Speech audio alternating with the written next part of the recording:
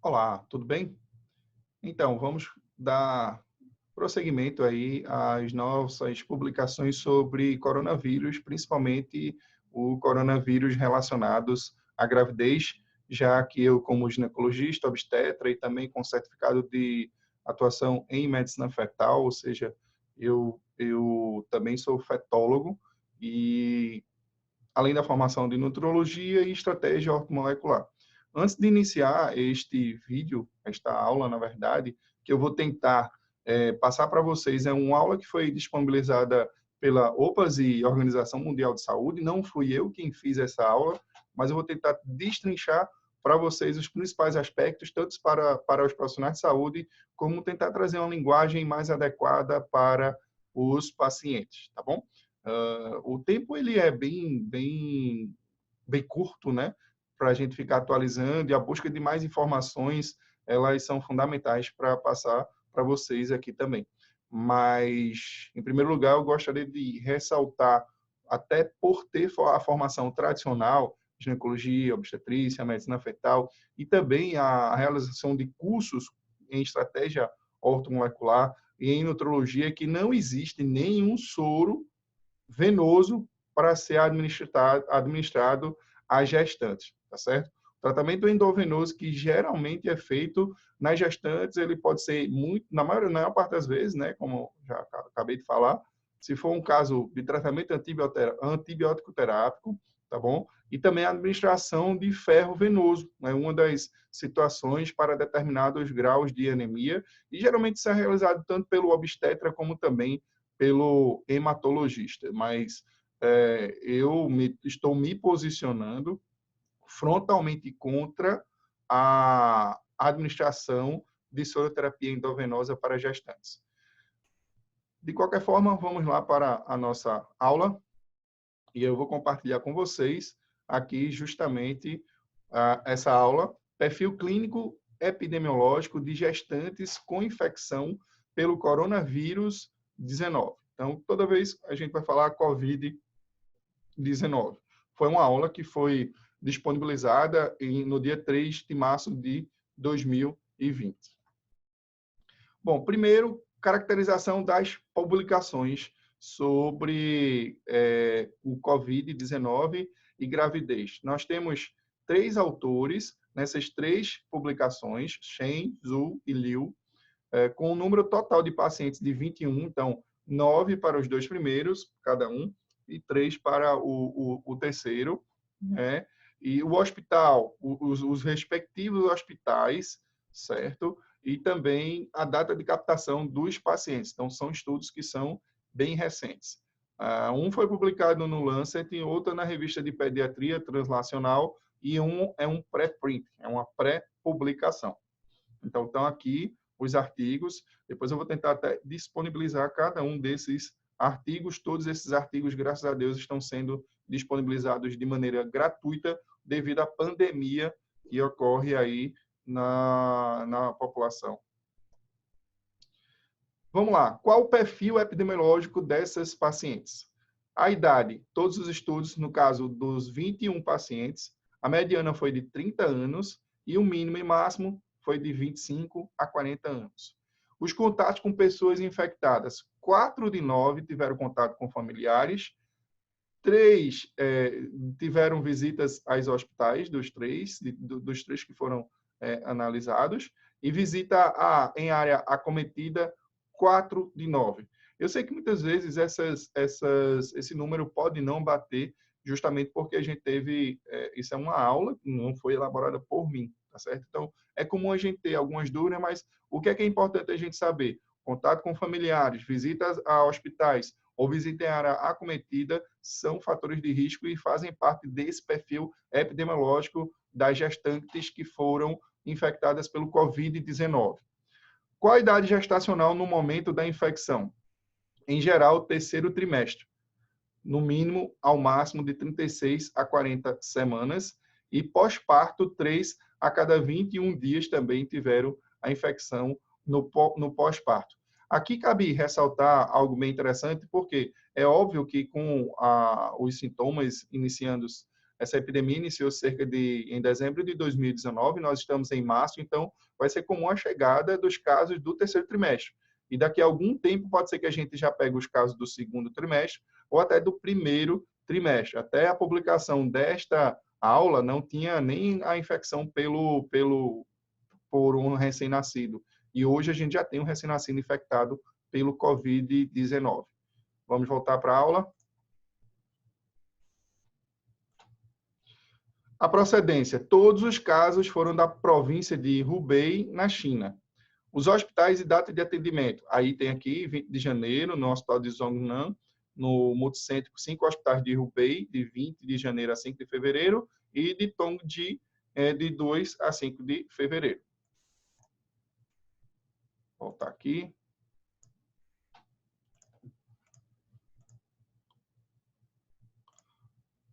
Ok, vamos lá. Qual o quadro clínico no início?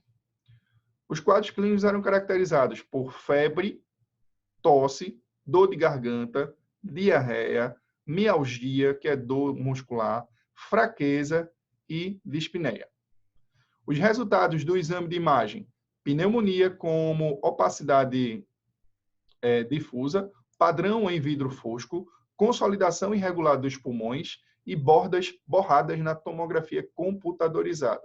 Isso foi bilateral em 17 casos e unilateral em apenas 4 casos. E derrame pleural em 1 dos 21 casos. Essas são as características clínicas das gestantes. E quais eram as comorbidades dessas gestantes? Hipertensão durante a gravidez, pré-eclâmpsia, diabetes gestacional e influenza. Qual a principal complicação? Sofrimento fetal, provavelmente por dispneia, ruptura prematura das membranas, o esforço respiratório, queira ou não, aumenta a pressão intraabdominal e, por consequente, aumenta o risco de ruptura prematura, bem como o próprio status infeccioso. Uma infecção, uma inflamação, ela pode ocasionar a ruptura prematura das membranas, inclusive é uma das causas que a gente consegue estabelecer de ruptura, mais frequentes de ruptura prematuras da membrana, que a gente também chama de amniorrex. E, graças a Deus, nenhuma morte fetal foi identificada. Aqui eu queria fazer uma ressalva justamente por quê? Porque se pacientes com hipertensão, que tiveram gripe, que tiveram diabetes, elas correspondem a fatores de risco, o que é que a gente vai ter que fazer durante o pré-natal? Cobrar, literalmente, uma alimentação funcional, um acompanhamento com da gestante, com o nutricionista materno-infantil, ele pode ser bem interessante. Eu não sei a legislação, mas eu acho que o momento hoje, inclusive, ele é interessante para que, em alguns casos, até a consulta à distância ela seja realizada. Então, a alimentação funcional ela vai reduzir esse risco de diabetes gestacional, dependendo também pode ajudar na pré-eclâmpsia, bem como um bom gerenciamento do estresse, a aferição da pressão arterial, tanto nas consultas de pré-natal como para as pacientes hipertensas, a curva de pressão, um bom acompanhamento cardiológico, quando for o caso, e o bom gerenciamento do estresse. Para as pacientes que tiveram infecção por influenza, cabe também conversar um pouco sobre saber como que está a sua imunidade, porque muitas vezes a gente pode otimizar a imunidade através de medidas simples, como acabei de falar, a melhora dos hábitos de vida, quer sejam pela boa alimentação, atividade física, gerenciamento do estresse e sono. Isso aí é fundamental. E muitas vezes o acompanhamento com um profissional especializado, psicologia, psicólogo, pode fazer a diferença em muitas dessas gestações de alto risco. Eu canso de dizer que eu tenho diversos casos em que diversas pacientes consideradas de alto risco foram muito beneficiadas, tanto com o acompanhamento obstétrico tradicional, como também pelo acompanhamento psicológico e com nutricionista, ok? Então, vamos voltar mais uma vez para a aula. E agora, quais foram os tratamentos? Oxigenoterapia em 12 de 12 casos, certo? Lembrando que o denominador é a partir dos artigos que refiram a presença da característica. Então, por exemplo, eram para ser 21, né? Mas só 12 referiram o tratamento com oxigenoterapia. Então, só pode dizer que todos os casos que referiram tratamento com oxigenoterapia, literalmente foi utilizado esse tratamento. O antiviral ele foi utilizado em 14 dos 21 casos. Oseltamivir em 4 de 9, ganciclovir em 1 de 3, a hidrocloride 2 de 3, interferon em 2 de 12. Vocês vejam que o denominador não bate, mas é aquilo que a gente já conversou. Foram realizadas 18 de 21 casos cesariana. A indicação da cesariana foi por pneumonia e outras patologias. A transmissão vertical foi 0 através do PCR. Os óbitos 0. O óbito fetal 0. E,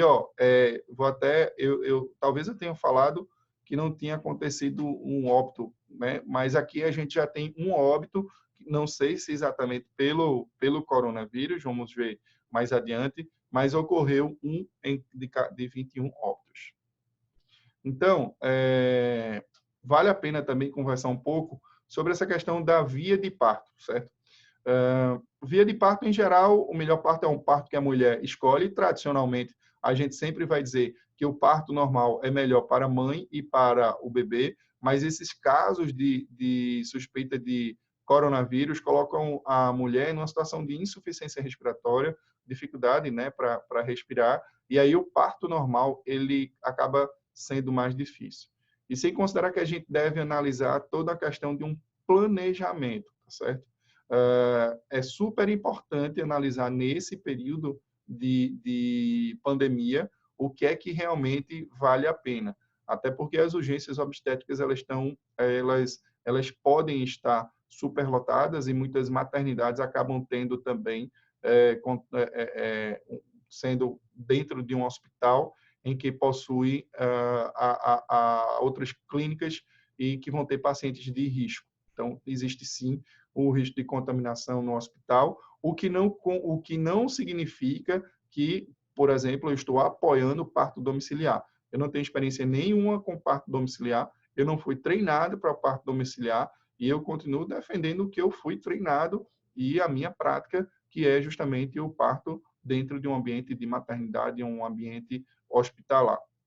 Mas é super importante você entender como que funciona toda a logística, tanto para uma cesariana como para um parto normal. Por exemplo, eu não vou ficar em cima do muro. Nesse momento do coronavírus, eu preferiria a cesariana eletiva do que a cesariana em trabalho de parto. Porque a cesariana eletiva, você pode reunir condições até da sua equipe, né, estar mais disponível, até para um ambiente com menor risco de infecção, do que numa urgência onde a gente não vai controlar esse ambiente. Então, eu vou dar um exemplo, por exemplo, vamos supor que a gente tem um caso de, sei lá, de infecção no COVID na maternidade de referência e, de repente, a gente só tem essa maternidade. Se ela tem uma cesariana eletiva, eu posso esperar para operar depois, ou até, se fosse o caso, né, eu posso operar antes, no momento em que eu sei que não tem nenhum caso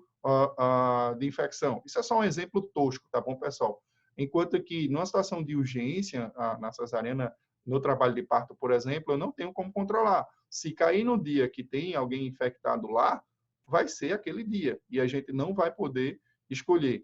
Também o fluxo de entrada, né? O fluxo de entrada de uma paciente em trabalho de parto é literalmente via urgência. O fluxo de entrada de uma paciente que deseja cesariana eletiva, o fluxo de entrada não é pela urgência, em geral, é feito pelo internamento eletivo. Então, o risco de contaminação realmente é maior. Outra coisa que eu me preocupo é a questão do aglomerado. Inclusive, para algumas pacientes, eu sei da importância que é comemorar o nascimento, mas, assim, se é um período que a gente está diminuindo, não está tendo aula, não está tendo os eventos com mais de 500 pessoas, o hospital é um fator de risco, não faz sentido a gente reunir muitas pessoas, pelo menos nos próximos 4 meses, em relação à questão do nascimento. Então, o distanciamento social, infelizmente, é duro, nós somos ocidentais. Eu mesmo gosto muito de abraçar, apertar a mão das minhas clientes, abraçar o esposo, ter esse contato com muito respeito, obviamente, mas, assim, a pandemia exige isso, então a gente tem que tomar muito cuidado. Para algumas pacientes, inclusive, eu nem estou recomendando a questão da suíte, das festas, etc. e tal. Vai pesar? Vai pesar. Mas o que é que pode pesar mais? É o risco de uma contaminação, né? Então, a gente não sabe, a gente vai estar num ambiente contaminado, que é o hospital. Então, vale a pena refletir sobre isso, tá bom? Vamos retornar aqui à nossa aula. Passando agora para o perfil clínico e epidemiológico dos recém-nascidos, filhos de mães com infecção do Covid-19. Então, vamos ver.